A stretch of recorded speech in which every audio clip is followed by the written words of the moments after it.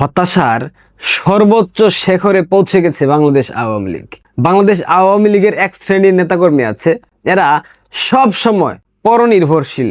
এরা সব সময় বলার চেষ্টা করে, এরা সব সময় মাথার মধ্যে গেঁথে নিয়েছে যে তাদেরকে কোনো মহাশক্তি, কোনো পরাশক্তি, কোনো বিশেষ গোষ্ঠী, হতে পারে ভারতবর্ষ, হতে পারে রাশিয়া, হতে পারে মার্কিন যুক্তরাষ্ট্র, তাদেরকে ক্ষমতার মসনদে বসিয়ে দেবে এবং তারা সেটা উপভোগ করবে। তাদের একটা বিশেষ ধারণা, ভারতবর্ষ আমাদের মাননীয় প্রধানমন্ত্রীকে বাংলাদেশে এনে বসিয়ে দেবে। আর এই বাটপারগুলা, এই বিশেষ শ্রেণী যাদের কথা আমি বলছি, এদের মধ্যে একটা অংশ আছে, ক্ষুদ্র অংশ, এরা না বুঝে এইসব কথা বলে। আর একটা বিশাল অংশ আছে, এরা হচ্ছে সুবিধাবাদী। এবং এই সুবিধাবাদী শ্রেণী কিন্তু গত 15 বছর সবটুকু সুযোগ সুবিধা নিয়েছে, সবগুলা ক্রিম কিন্তু এরাই খেয়েছে। এবং এরা এখনো ভাবছে প্রতিবেশী বন্ধু রাষ্ট্র ভারত বঙ্গবন্ধু কন্যাকে বাংলাদেশে এনে বসিয়ে দেবে ক্ষমতার মসনদে, আর এরা এসে পুনরায় ক্রিম খাবে। আর একটা শ্রেণী আছে, এরা না বুঝে দেয়। যারা না বুঝে দেয় তাদের উদ্দেশ্যে বলি, সামাজিক যোগাযোগ মাধ্যম যখন ব্যবহার করবেন তখন আপনাকে বুঝতে হবে কোনটা সঠিক কোনটা ভুল। জনকণ্ঠ অর্থাৎ জামাত কণ্ঠ পত্রিকা একটা সংবাদ প্রকাশ করেছে ঠিক সন্ধেবেলায়, দিল্লিতে মার্কিন প্রতিনিধিদের সাথে বঙ্গবন্ধু কন্যা শেখ হাসিনার বৈঠক। চমৎকার ভাবে তারা সংবাদটা প্রকাশ করেছে, কিন্তু ভাগ্যের কি নির্মম পরিহাস, সেই সংবাদটা কয়েক ঘন্টার ব্যবধানে জনকণ্ঠ পত্রিকা সরিয়ে ফেলেছে। এই লিংক অনেকে দেখতে পাননি, কিন্তু যেই ফটো কার্ড আপনারা এই মুহূর্তে স্ক্রিনে দেখতে পাচ্ছেন, এই ফটো কার্ড দিয়ে বাংলাদেশ আওয়ামী লীগের নেতাকর্মীরা একদম ব্যাপক প্রচারণা চালাচ্ছে। মানে আমি ভেবে পাই না, আপনারা কোনো কিছু ক্রস চেক না করে, কিছু না দেখে, না শুনে, না জেনে হুটহাট একটা সংবাদ প্রকাশ করলেন। আর আপনাদের ক্যাপশন দেখলে মনে হয় আপনারা পরজীবী।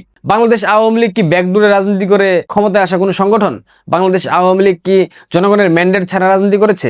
বাংলাদেশ আওয়ামী লীগ কি রাতের আধারে রাজনীতি করে, অপরাজনীতি করে, গুপ্ত রাজনীতি করে ক্ষমতার মসনদে অধিষ্ঠিত হবে? এ ধরনের ধারণা আপনাদের? আওয়ামী লীগের মতো করে ফিরবে, আওয়ামী লীগ রাজপথে লড়াই সংগ্রাম করে ফিরবে। কিন্তু আপনাদের আচার আচরণ, আপনাদের কথা বলা, আপনাদের সামাজিক যোগাযোগ মাধ্যমের বিভিন্ন স্ট্যাটাস দেখলে মনে হয় আপনারা সেই পরনির্ভরশীল হয়ে আছেন, আপনারা পরজীবী হয়ে আছেন।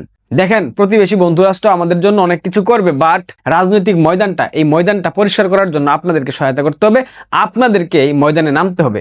অনেকে আমাকে গালি দেবেন যে আপনি বাইরে বসে লম্বা লম্বা কথা বলেন, তো আমি মাঠে যাই, আমার জীবনের নিরাপত্তা আপনারা আমাকে দেন, আমি যাব, কোনো সমস্যা নাই। জনকণ্ঠের মতো একটা পত্রিকা একটা সংবাদ প্রকাশ করলো, আর সেইটা নিয়ে আপনারা এমন ভাবে স্ট্যাটাস দিচ্ছেন, আমি ভাষায় বলতে পারবো না। সেই স্ট্যাটাসের মধ্য দিয়ে বোঝা যাচ্ছে আওয়ামী লীগের কোনো শক্তিমত্তার জায়গা নেই, আওয়ামী লীগ গণমানুষের দল না, জনমানুষের দল না, জনমানুষের কোনো ম্যান্ডেট আওয়ামী লীগের উপর নাই, আওয়ামী লীগ ভেসে আসা কোনো সংগঠন, আওয়ামী লীগ মুক্তিযুদ্ধে নেতৃত্ব দেয়নি, তারা পরজীবী হয়ে বসে আছে।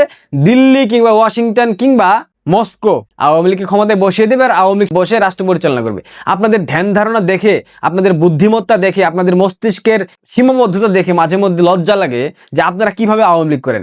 আওয়ামী লীগ করতে হলে উদার চেতা হইতে হয়, উদার মন মানসিকতা থাকতে হয়। আওয়ামী লীগ করতে গেলে অবশ্যই আপনাকে মেন্টালিটি অনেক আপডেট করতে হবে। মানদাতার আমলের মেন্টালিটি নিয়ে 21শ শতাব্দীতে বাংলাদেশে বসে আওয়ামী লীগের রাজনীতি করবেন, এমনটা হতে পারে না। জনকণ্ঠের এই সংবাদ প্রকাশের পর আপনাদের স্ট্যাটাসের ধরন দেখে সত্যি কথা বলতে অনেক ক্ষুব্ধ হয়েছি। এইভাবে হয় না।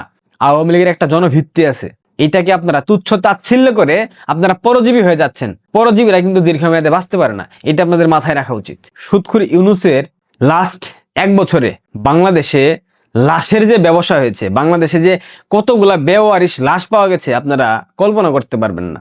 এই কথাটা আমি এখন বলতাম না, আমি বলতে বাধ্য হচ্ছি, কারণ সুদখোর ইউনূসকে যদি বেওয়ারিশ বানানো যাইতো, তবে মনে হয় বাংলাদেশের মানুষের আত্মা, যারা মৃত তাদের আত্মা শান্তি পেত, আর যারা বেঁচে আছে তারাও শান্তি পেত যদি সুদখোর ইউনূসকে বেওয়ারিশ লাশ হিসেবে বাংলাদেশের মাটিতে দাফন করা যাইতো। শুধুমাত্র ঢাকায় 643টি বেওয়ারিশ লাশ পাওয়া গেছে। রায়ের বাজারে 461 এবং জুরাইন কবরস্থানে 175 লাশ দাফন করা হয়েছে। 2024-এর চেয়ে 2025 সালে 73টি বেশি লাশ বেওয়ারিশ। পুস্তকগুলা শ্মশানে অন্য ধর্মের 7 জনের লাশ দাহ। নদী থেকে 400 লাশ উদ্ধার হলেও 141 জনের পরিচয় শনাক্ত করা যায়নি। বাংলাদেশ না ঠিকঠাক আছে? সুদখোর ইউনূস, প্রেস সচিব ডাস্টবিন শফিক থেকে শুরু করে সবাই বারবার বলে না বাংলাদেশ ঠিকঠাক আছে, বাংলাদেশ ঠিক মতো চলছে, স্বাধীনতার পর এটাই বাংলাদেশের সর্বোচ্চ শাসনামল, সব থেকে সেরা শাসনামল, সুদখোর ইউনূস বাংলাদেশের সব থেকে ভালো পরিচালক। তাহলে এতগুলা লাশ কোত্থেকে আসে? এই বেওয়ারিশ লাশ কেন? লাশের পরিচয় কেন নাই? বেওয়ারিশ লাশ কেন কোত্থেকে আসে? নির্বাচনটা হোক জাস্ট, দেশের স্বাভাবিক রাজনৈতিক প্রেক্ষাপট সৃষ্টি হোক, বাংলাদেশের সেনাবাহিনী এই গাদ্দাররা